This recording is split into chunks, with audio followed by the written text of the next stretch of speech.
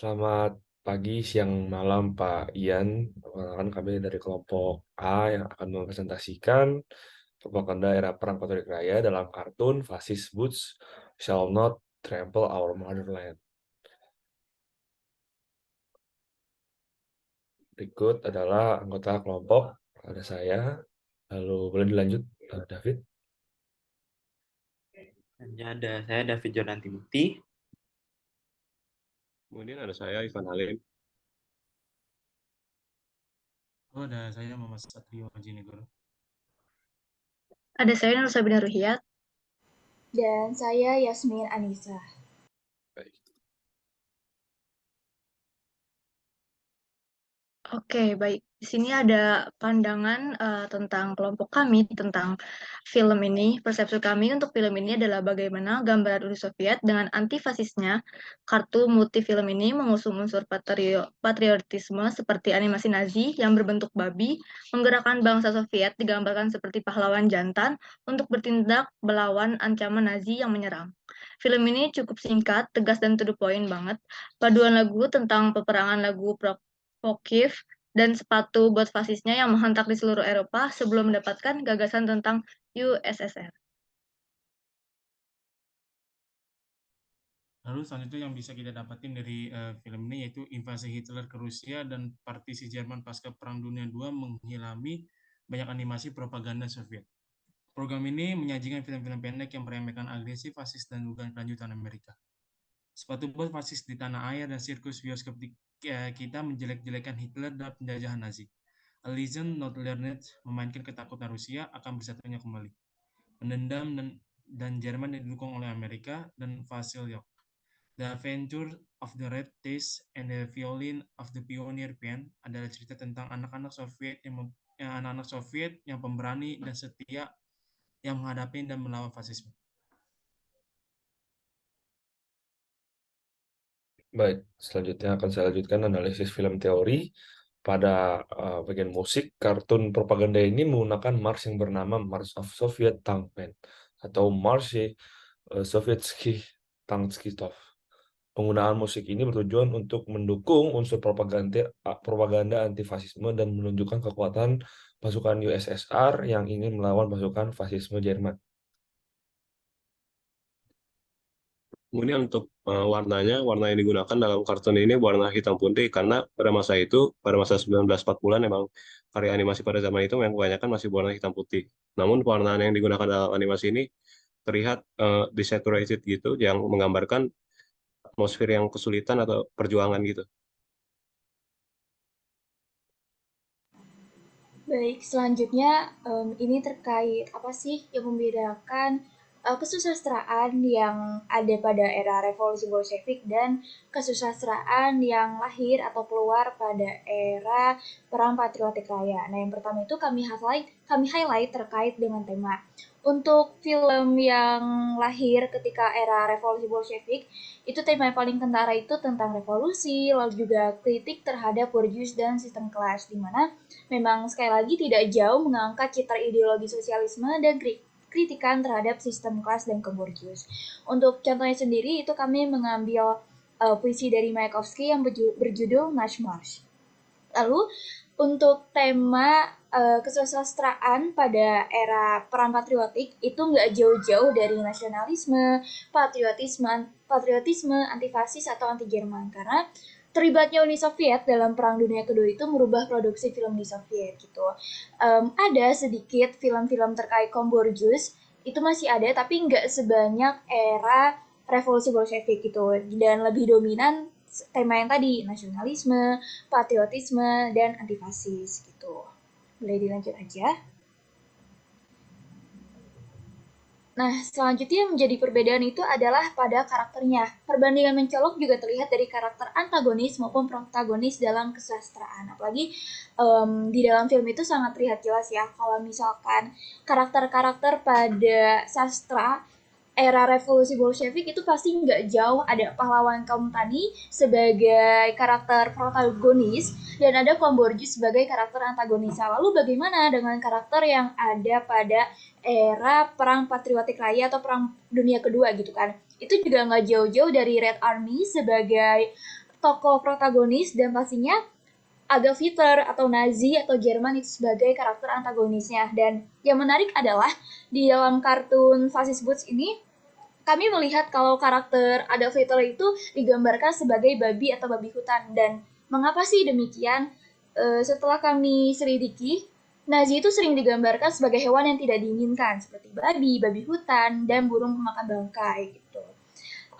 Dan ternyata babi itu juga bisa diartikan sebagai sesuatu yang serakah atau menjijikan. Dan di sini kita menyimpulkan kalau Nazi itu dianggap menjijikan dan tidak ada perilaku yang kemanusiaan gitu. Mereka itu dikatakan dehumanize gitu loh. Jadi sehingga dibentuk karakter subhuman gitu. Boleh dilanjut?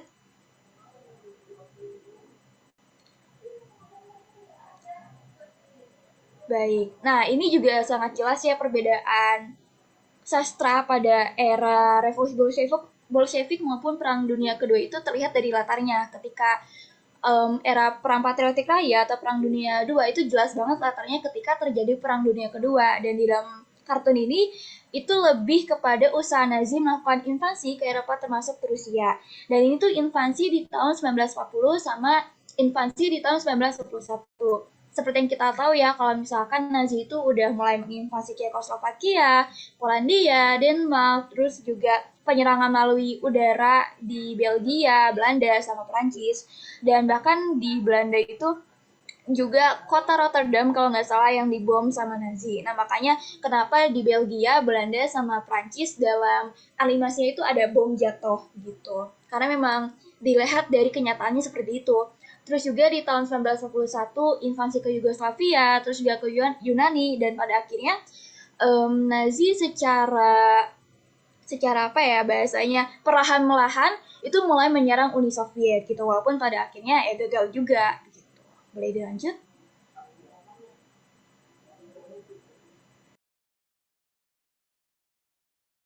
Baik, selanjutnya ada latar pada zaman Imperial Tsar atau revolusi Bolshevik di tahun 1917.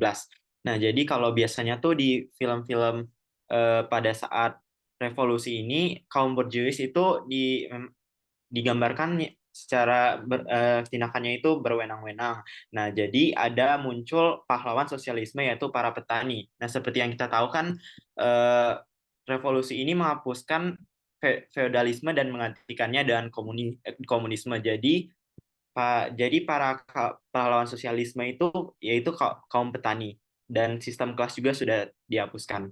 Selanjutnya,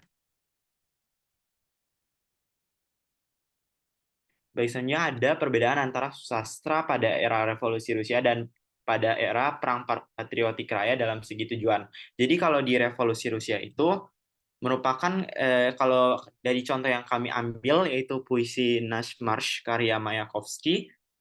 Penulis Mayakovsky ini mengabadikan dirinya melalui tulisan puisinya ini. Jadi dia itu membuat puisi propaganda untuk menyampaikan situasi atau perasaan di masa awal kekuasaan Soviet dan menekankan bahwa segala sesuatu itu harus tunduk pada reformator berikutnya, yaitu harapan akan suatu perubahan yang besar. Dan di setiap baris karya ini mengajak masyarakat untuk bertindak. Dia ingin bahwa masyarakat itu secara langsung menyatakan bahwa sudah waktunya untuk mengambil tindakan tegas dan percaya pada harapan besar dari awal terjadinya revolusi ini. Lalu pada Perang Dunia Kedua, kita mengambil dari contoh kartun ini. Dalam animasi ini diceritakan tentang Jerman yang digambarkan sebagai sebuah babi hutan kan, dengan sepatu boots yang menginjak negara seperti Polandia, Denmark, Cekoslovakia, dan negara lainnya yang mendandakan itu invasi. Di film ini juga terdapat pesan-pesan anti-fasisme seperti fasisme itu bisa membawa kehancuran massal, kelaparan, dan juga kematian bagi sejuta orang. Hingga akhirnya digambarkan ada Red Army yang mengalahkan pasukan fasis dengan ditunjukkannya tank, kuda, dan pesan bahwa panggilan Stalin bagi pasukannya untuk memimpin dan membawa kemenangan terhadap fasisme atau Nazi Jerman.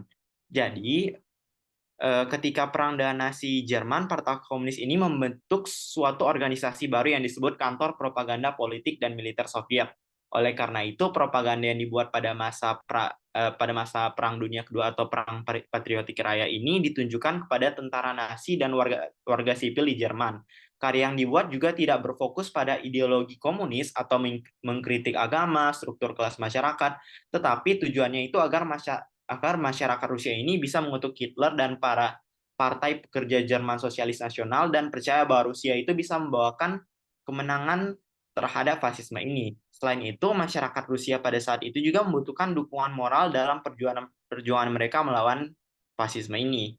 Nah, oleh karena itu, meskipun peran sastra propaganda sangat berpengaruh bagi masyarakat Uni Soviet, yang membedakannya yaitu untuk sastra pada era revolusi Rusia digunakan untuk membangun kepercayaan masyarakat terhadap ideologi baru, sedangkan pada era perang patriotik raya itu tidak berfokus pada komunisme atau revolusi yang sudah dilakukan itu, tapi ini mereka ingin memerangi fasisme agar fasisme ini tidak masuk ke negara Rusia dan mencegah terjadinya kerugian massal akibat fasisme dari Jerman ini. Selanjutnya,